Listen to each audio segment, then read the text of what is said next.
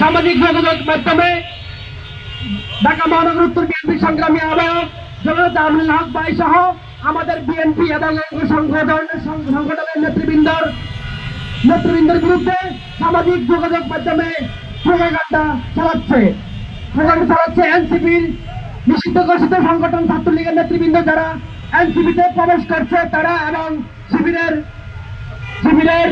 যারা একজন গোপন তৎপর ছিল তারা এই প্রচার চালাচ্ছে। নেতৃবৃন্দ আমরা দেখতে পাচ্ছি এনসিপির মধ্যে ছাত্রলীগের 80% হচ্ছে নিষিদ্ধ ঘোষিত সংগঠন ছাত্রলীগের নেতা কর্মী এনসিপিতে রয়েছে। আমরা এনসিপি শীর্ষস্থানীয় যারা নেতৃবৃন্দ রয়েছেন আমরা তাদের কাছে অনুরোধ জানাবো বিগত 16-17 বছরে ছাত্রলীগের যে সন্ত্রাসীরা আমাদের ছাত্র দলের ভাইদের উপর যারা হামলা করেছে তারা আপনাদের দলে এখন অন্তর্ভুক্ত রয়েছে।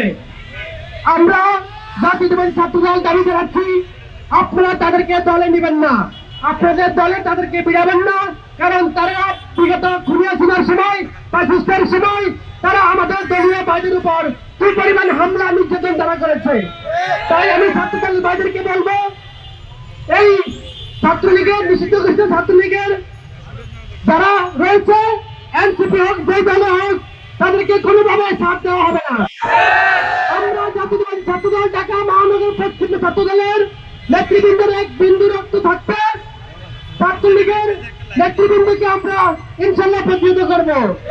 আপনারা সবাই প্রস্তুত থাকবেন, সবাই সজাগ থাকবেন। নেতৃবৃন্দ আমরা এখন দেখতে পাচ্ছি বাংলাদেশে এখন নির্বাচন নিয়ে টালবাহানা চলছে। আমরা গত 16-17 বছর আন্দোলন বাংলাদেশের মানুষ এবং বাংলাদেশের জনগণ বাংলাদেশ জাতীয়তাবাদী দল বিএনপি এই 16-17 বছর আন্দোলনের ফসল। মানুষ গত 16-17 বছরে মানুষ ভোট দিতে পারলে মানুষের ভোটের অধিকার ছিল না। গত 5ই আগস্টের পরে খুনিয়া হাসিনা চলে যাওয়ার পরে আমরা আশা করেছিলাম বাংলাদেশের জনগণ বাংলাদেশের সাধারণ মানুষ আশা করেছিল যে ইউনূস সরকার একটি দ্রুত নির্বাচনের ব্যবস্থা করবে।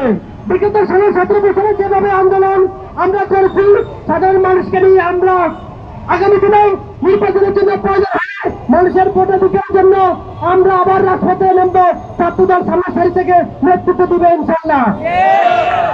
প্রিয় নেতৃবৃন্দ, প্রিয় উপস্থিতি, আপনারা জানেন বিগত খুনিয়া হাসিনার সময় জাতীয়তাবাদী ছাত্রদলের প্রায় অসংখ্য নেতৃবৃন্দ খুন হয়েছে, অসংখ্যবার জেল কেটেছে, প্রায় 60 লক্ষ মামলা আসামি রয়েছে বাংলাদেশ জাতীয়তাবাদী দল বিএনপি এর অঙ্গ সংগঠন নেতৃবৃন্দ।